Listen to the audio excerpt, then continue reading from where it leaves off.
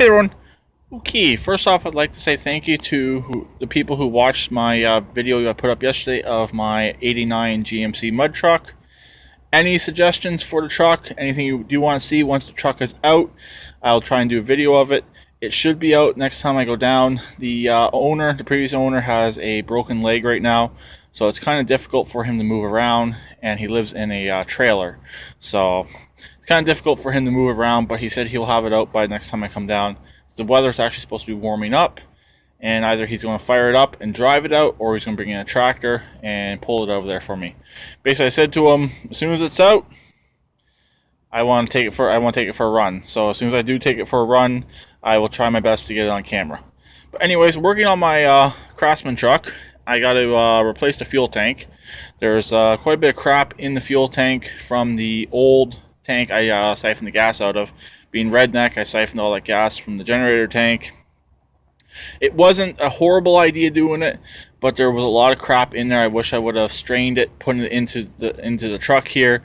It would have saved a lot of trouble. It would have saved about $40 in fuel filters. The thing is, I was buying fuel filters. They were actually cheaper at Lowe's than they were at Canadian Tire, but the only downside to Lowe's, it's out of my way, and I don't really like Lowe's very much.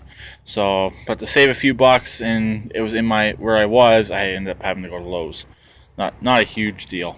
But I'm going to show the tank that came out of here. Hopefully you'll be able to hear the sound of the grit that's in that tank. Here's the tank that came out of it. There's still some fuel in there.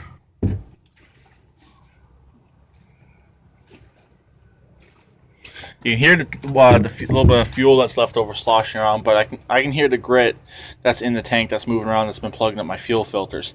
I actually got quite a few of these tanks. I left one back there behind the shop, and I brought two out with me. This is an extra one right here I brought out, but the one that's going in the truck is sitting by the truck. This one here, I believe, is from the Roper. The only reason why I brought it out, it's got a gas gauge on the fuel cap. I didn't really want to just bring the gauge because I don't want to have to go back there again just to put a cap on them. And there's actually three other tanks back there.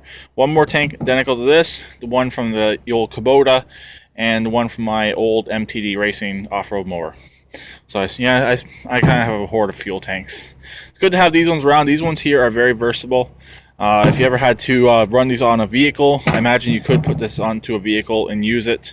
The MTD tank would actually work the best in a truck or in a car, because it's actually the way it's angled. So it was designed to go down behind the rear end, so it has a pretty deep sump in it. The only downside to it, it's a top draw tank, and it uses a pickup tube. But I'm going to get this tank put in. I'm going to drain out the old tank into my funnel. I want to show and see how much grit's actually in that and how much grit's actually coming out of that.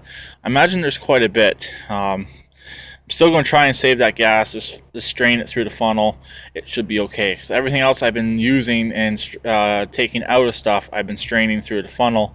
And not as much stuff is coming out now, but really the grit that's in the bottom of that tank is kind of stuck in this sump area right here.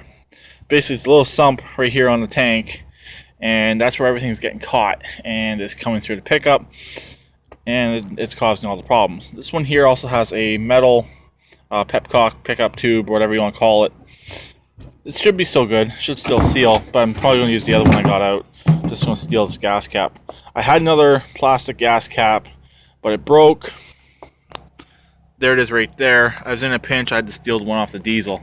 But that one's going to stay on there because all that's in the diesel's tank is water and antifreeze. Antifreeze to prevent the water from freezing, and water to give it weight. Okay, the little wee bit down at the bottom of the funnel is what came out, and I was kind of banging around the tank a bit, and it splattered a bit more. But got it all out, which is good. New tanks sitting in there. Like I said, new one's just sitting here. I gotta actually take it back off. I gotta flush the line out. I gotta blow some air through it, and make sure there's no remaining junk in the line. And I should actually be done here. And then we'll fill it up, fire up the motor, the engine. I know a lot of people call engines motors, And from watching videos, it sometimes makes me slip up. Not a big deal.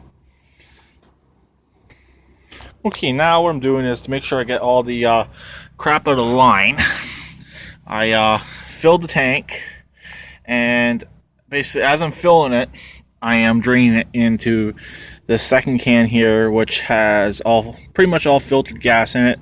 But before I use this gas, it's going to be filtered again. And it's coming out not too bad. I did clean the funnel, other than I missed the speck right there. But I cleaned the strainer part of it, the most important part. And everything's actually coming out pretty good. Okay, everything on the engine side is ready to go. If I have to, and if I'm at work with this, if I have to take this back out, I can. I have just enough slack in this fuel line here to take out the filter, this piece here, and connect this piece here to the shutoff. The only reason why there's a shutoff on here as a safety feature, just in case I have to disconnect this. So believe me, I did it a few times with fuel in the tank. It wasn't very fun, especially when you got to keep your hands somewhat clean when dealing with paper. So, but as you can see, actually, nope, it's not filling up yet. That should start filling up. It's kind of interesting how it works. It's pretty much all on the same line till it gets to here, and it starts going uphill towards the engine. But the engine does, or the pump does pull a bit of a vacuum on the line a bit. But also what I'm going to do is when I go to work, I'm going to bring an extra piece of line right here, because it was pretty tight, but I was just able to get it to reach, but it was pretty tight. So I'm going to bring a piece of line here, the original piece that was on here. It's a bit longer. Only reason why I don't have it in there right now is this gets too long and I have to zip tie the line up.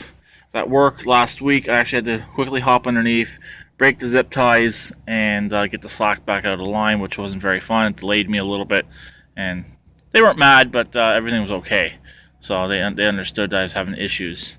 So, but there's where I'm at right now. And yes, there's a clamp right here.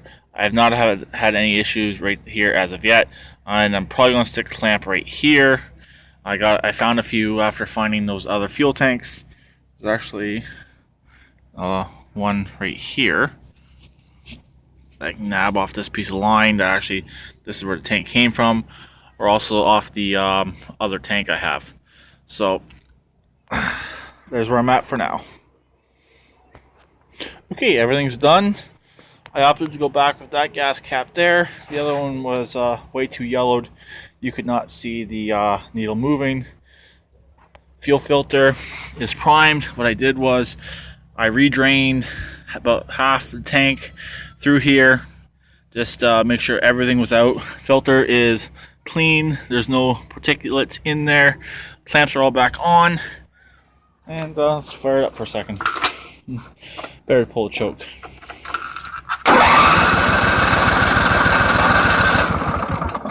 Carb and fuel pump are dry.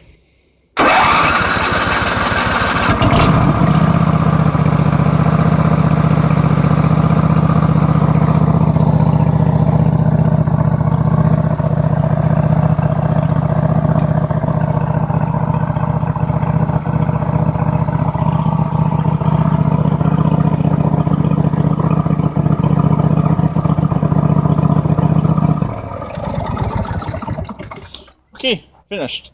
So that's pretty much it for this video. Tomorrow I'll come out and I'll put the rear fender back on, put the tank strap back on.